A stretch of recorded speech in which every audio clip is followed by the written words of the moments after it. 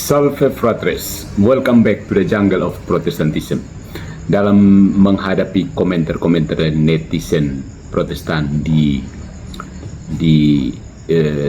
postingan-postingan saya menemukannya ada gejala agnostik dari beberapa komentator Protestan. So, I'm thinking about it. Dan begitu saya riset kecil-kecilan, ya ketemulah banyak apologet yang menunjukkan bahwa ternyata ada agnostic strain in Protestantism.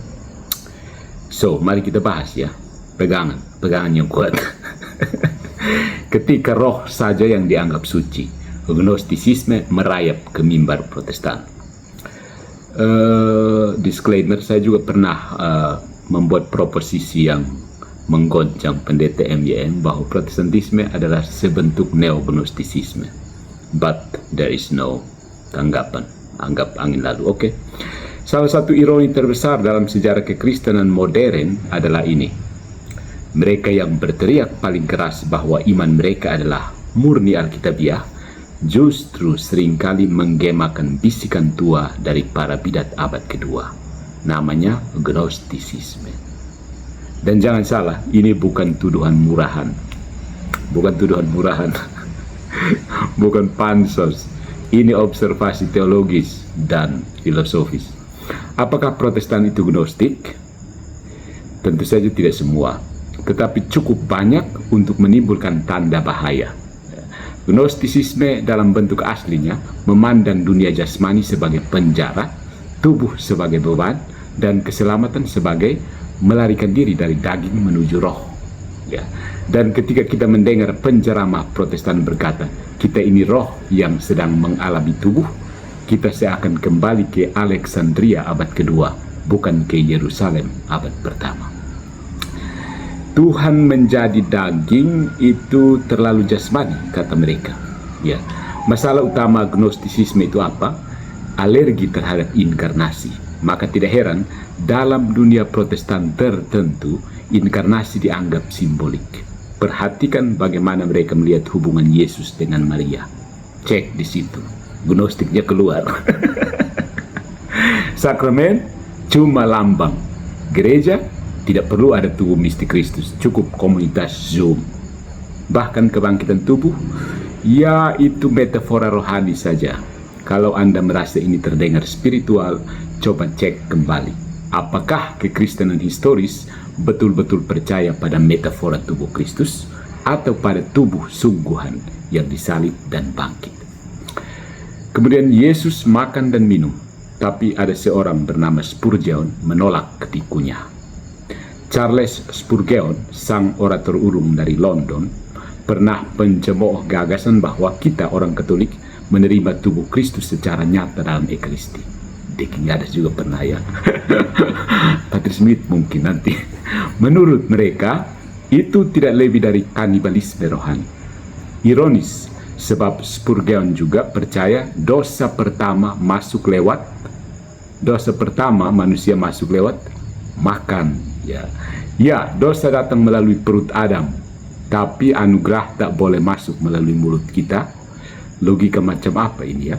Kalau dosa bisa terjadi lewat benda fisik, buah terlarang, mengapa rahmat tidak bisa hadir lewat benda fisik, roti dan anggur? Tampaknya benda jasmani hanya cocok untuk menghantar neraka, tapi terlalu kotor untuk membawa surga. Sekali lagi, suara gnostik dengan gaun reformasi. Kita ini siapa? Roh atau daging? Beberapa Protestan gemar mengutip kutipan palsu dari C.S. Lewis. You don't have a soul, you are a soul, you have a body. Nyatanya, Lewis tidak pernah mengatakan itu. Justru dia menulis sebaliknya, Tuhan menyukai materi. Ia menciptakan roti dan anggur, lalu memakai keduanya untuk memberi hidup ilahi. Lewis, meskipun bukan Katolik, paham bahwa iman Kristen bukanlah pelarian dari tubuh, tapi pengudusan tubuh. Sayang sekali Spurgeon dan banyak pewarisnya lebih percaya pada iman yang batiniah semata. Liturgi dianggap sia-sia, ritus sakral ditertawakan, Suksesi apostolik dianggap omong kosong daging. Bagi mereka, tubuh hanya hiasan, tidak suci, tidak relevan, tidak penting, kecuali tentu saja ketika berbicara soal seks. Di situ tiba-tiba tubuh kembali menjadi penting dan selibat ditertawakan. Atau bahkan untuk dikutuk. Ya. Antikristus tidak percaya Yesus datang dalam dagingnya. Kitab 2 Yohanes tidak basa-basi. Siapa yang menyangkal bahwa Yesus datang dalam daging, dialah penyesat dan antikristus. Tentu banyak Protestan tidak menyadari bahwa mereka mendekati wilayah ini. Mereka tidak menolak Yesus secara eksplisit, ya. Mereka hanya mengganti tubuhnya dengan metafora, dengan simbol. Mereka hanya menertawakan Ekaristi sebagai simbol kosong. Mereka hanya menganggap sakramen sebagai formalitas daging yang tidak berguna.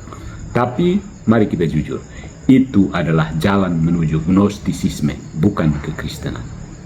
Yang jasmani tidak jahat, Tuhan sendiri memakainya. Allah yang menjadi manusia, menyentuh yang sakit, makan bersama orang berdosa, dan memberi dirinya dalam roti dan anggur. Ini bukan ajaran Katolik semata. Ini adalah iman Kristiani sejak awal.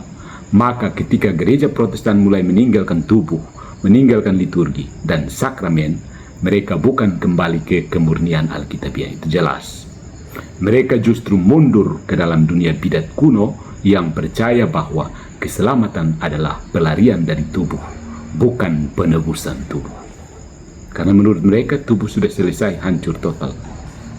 Total depravity. Jadi sadar atau tidak, gnostisisme sudah berkhotbah. Protestantisme modern, terutama dalam bentuk evangelisasi, evangelikalisme reduktif, perlu bercermin. Jika tubuh dianggap sia-sia, jika ibadah dianggap sah hanya jika merasakan di hati, dan jika sakramen dianggap tak lebih dari simbol, maka itu bukan Injil menurut Kristus, itu Injil menurut Simon Magus. Gereja Katolik mungkin dituduh terlalu jasmani, terlalu ritualistik, terlalu sakramental. Tapi bukankah itu justru lebih dekat dengan Tuhan yang menjadi daging daripada dewa-dewa, daripada lebih dekat dengan dewa-dewa pagan yang hanya menari di angkasa spiritual tanpa tubuh?